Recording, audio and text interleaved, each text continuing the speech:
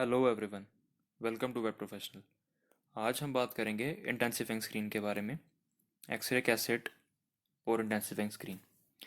X ray cassette के अंदर intensifying screen और फिल्म को लोड करते हैं, एक्सरे फिल्म को। तो इंटेंसिफाइंग स्क्रीन क्या होती है, उससे पहले हम एक्सरे कैसेट की बात कर लेते हैं। ये एक्सरे कैसेट आप देख सकते हैं, डिफरेंट साइज़ की एक्सरे कैसेट्स हैं और इसी तरह इस साइज़ की इंटेंसिफाइंग स्क्रीन इसके अंदर होगी। अब कैसेट का काम क्या होता है, ये इंटेंसिफाइंग स्क्रीन और फिल्म जो है एक्सरे फिल्म उसको होल्ड करके रखती है। Cassette is used to hold the film during examination. Consists of front and back intensifying screen. Has lead backing. Cassette is light proof. Cassette की जो बैक साइड है वो लेड की बनी होती है। इससे जो एक्सरे स्कैटर हो जाता है वो वापस इसमें एब्जॉर्ब हो जाता है लेड की वजह से, क्योंकि लेड जो है वो बैक स्कैटर रेडिएशन को एब्जॉर्ब कर लेता है, स्कैटर्ड रेडिएशन जो भी होती हैं। अब कैसेट का फ्रंट जो है हम इसी से एक्सपोज करवाते हैं, इसी के ऊपर एक्सरे पड़ता है। Exposure side of cassette is front, made of radiolucent material, easily penetrated by X-rays, lightweight, metal alloy or plastic material made of resin. Intensifying screen is mounted to inside of front. अब ये आप देख सकते हैं खुली हुई cassette है, इसके अंदर इंटेंसिफाइंग स्क्रीन आपको दोनों साइड दिखाई दे रही है, ऊपर और नीचे। अब इंटेंसिफाइंग स्क्रीन होती क्या है? It's a part of cassette, converts X ray energy into visible light spectrum. History: first developed by Thomas Edison in 1897। Initial screen used of calcium tungsten tetroxide. Advantages: reduces X-ray dose to the patient, short exposure time, reduces motion blur. Exposure time reduce हो जाता है, जो X-rays जो है dose उसकी reduce हो जाएगी, और जो मोशन ब्लर, पेशेंट हिलता है यानी कि एनिमल हिलेगा तो ब्लर आ जाता है एक्सरे में, वो भी रिड्यूस हो जाएगा इससे।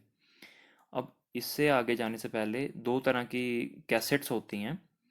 एक होती है स्क्रीन कैसेट, दूसरी होती है non screen cassette. Screen cassette वो है जिसमें इंटेंसिफाइंग स्क्रीन यूज़ हो, और नॉन स्क्रीन कैसेट वो होती है जिसमें इंटेंसिफाइंग स्क्रीन यूज़ नहीं होती।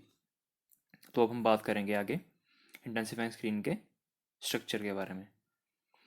इससे पहले intensifying screens are used in the X ray cassette to intensify the effect of X ray photon by producing a larger number of light photons. It decreases the mass required to produce a particular density and hence decreases the patient dose significantly.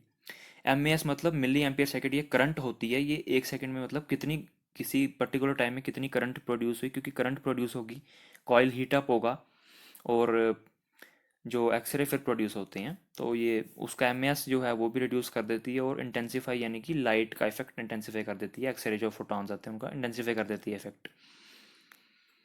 अब ये construction जो है, इसका structure, सबसे नीचे base high grade cardboard और polyester plastic का बनता है। Reflecting layer made up of titanium dioxide और magnesium oxide. Phosphor layer is made up of calcium tungstate. और रेयर अर्थ इंटेंसिफाइंग स्क्रीन जो होती है, यानी कि रेयर अर्थ मेटल जिसमें यूज होते हैं, उसमें यूज होता है टर्बियम एक्टिवेटेड गैडोलिनियम ऑक्सीसल्फाइड और टर्बियम एक्टिवेटेड लैंथेनम ऑक्सीसल्फाइड। ये जो मैंने दो नाम बोले हैं, ये क्रिस्टल्स के नाम हैं, और ये रेयर अर्थ इंटेंसिफाइंग स्क्रीन में यूज होते हैं। जो नॉर्मल इंटेंसिफाइंग स्क्रीन है उसमें कैल्शियम टंगस्टेट और zinc cadmium sulphide crystal use होते हैं। और जो रेयर अर्थ इंटेंसिफाइंग स्क्रीन है उसमें मैंने बता दिया आपको। तो सबसे ऊपर होती है protective coating, cellulose compound, prevent static electricity, physical protection, surface cleaning. अब आगे जाने से पहले एक बात आपको मैं बता दूं कि जो रेयर अर्थ इंटेंसिफाइंग स्क्रीन है उसकी लाइट कन्वर्शन एफिशिएंसी ज़्यादा अच्छी होती है as compare to normal intensifying screen. अब ये भी इंटेंसिफाइंग स्क्रीन, आप ये स्ट्रक्चर देख सकते हैं, और ये भी इंटेंसिफाइंग स्क्रीन के बारे में ही लिखा हुआ है। इसमें आप स्ट्रक्चर के बारे में बताया हुआ कि थिकनेस बेस और रिफ्लेक्टिव लेयर की मिला के 1000 माइक्रोमीटर की होती है। फॉस्फर लेयर और प्रोटेक्टिव कोटिंग की मिला के 150 to 300 माइक्रोमीटर की होती है। अब इसमें जो रिफ्लेक्टिव लेयर है उसका काम क्या है, वो लाइट को रिफ्लेक्ट कर देती है दोबारा फॉस्फर लेयर की तरफ, ताकि वो विजिबल लाइट में कन्वर्ट हो सके।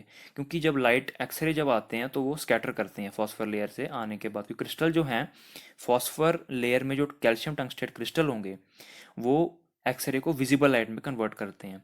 तो स्कैटरिंग होती है उस लाइट की, तो रिफ्लेक्टिव लेयर दोबारा उसको बैक स्कैटर यानी कि दोबारा उसको रिफ्लेक्ट कर देगी फॉस्फर लेयर की तरफ, और विजिबल लाइट कन्वर्ट करेगी, एक्सरे फिल्म के ऊपर भी फॉल करेगी वो।